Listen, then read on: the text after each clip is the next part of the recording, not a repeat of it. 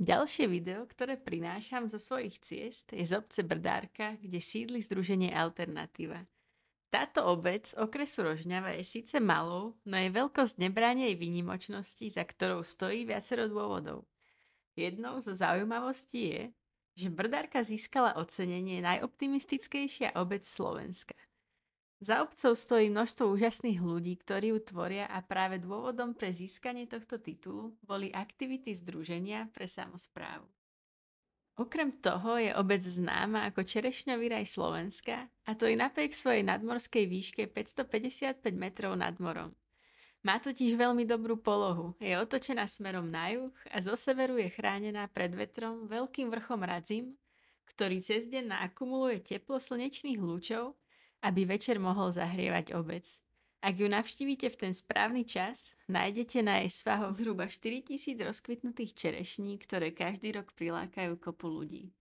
No ja som navštívila Brdárku z úplne iného dôvodu. A tým boli ľudia, ktorí v nej žijú. Ľudia a ich príbehy, ktoré ponúkajú, sú hlavným dôvodom mojich ciest. Myslím si, že práve cez šírenie inšpirácie možno ukázať, akým veľkým množstvom možností sa dá prispieť k zmene vo svete. A kto vie, možno zrovna alternatíva z Brdárky vás zaujme svojou činnosťou, tak ako zaujala mňa. Občianske združenie bolo zaregistrované už v roku 2002. Vzniklo z projektu Spoločnosti priateľov Zeme v Revúcej.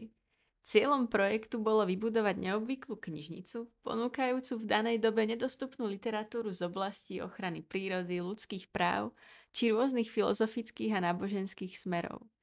Okrem toho sa venovali i poriadaniu prednášok s rovnakými témami a miestni ich postupne poznali pod menom Alternatíva, čo vystihovalo ich zámery ich združenia. Pristúpili k založeniu nového s novým názvom, pod ktorým fungujú dodnes v obci Brdárka, kam sa v roku 2004 niekoľkí členovia združenia presťahovali a začali pretavovať svoj zámer do každodenného života.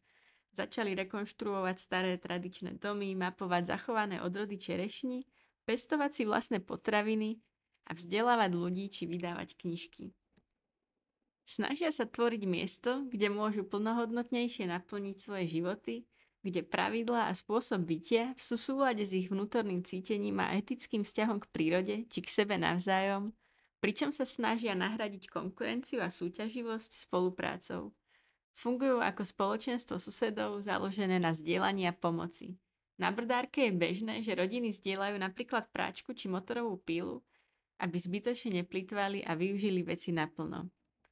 Ako som spomínala, v rámci svojich aktivít poriadajú i rôzne kurzy, workshopy či semináre. Je možné sa zúčastniť napríklad workshopu hlinených omietok, naučiť sa tajom ručnej knižnej väzby, ponoriť prsty do hliny pri výrobe keramiky či prebadať permakultúru v celej jej hĺbkej šírke. Ja som navštívila Brdárku v čase, keď tu prebiehal kurz permakultúrneho dizajnu.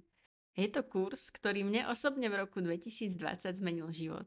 Kurz pre každého, čo chce začať žiť zmysluplnejšie s ohľadom na svet okolo. Nie je len o dizajnovaní záhrad, no i o dizajnovaní vnútornej záhrady, ktorú každý z nás v sebe nosí a je na ňom, či bude rozkvitať.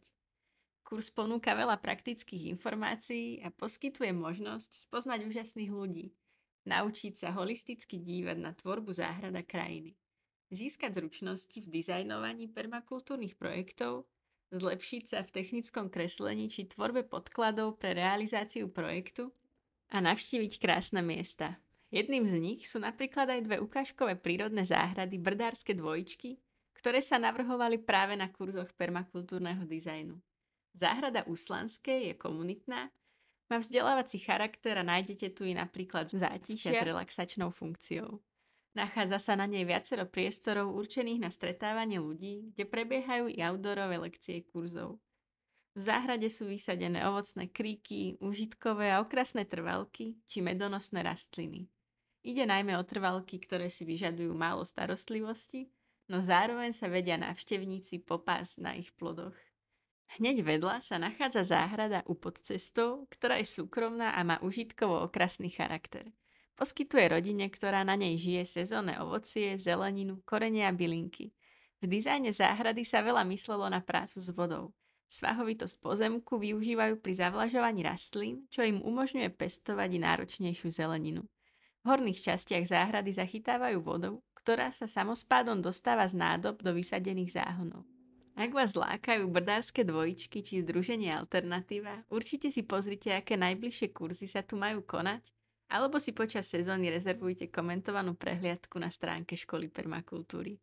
Mňa brdárka očarila hneď pri prvej návšteve a odvtedy ju každý rok navštevujem znova a znova.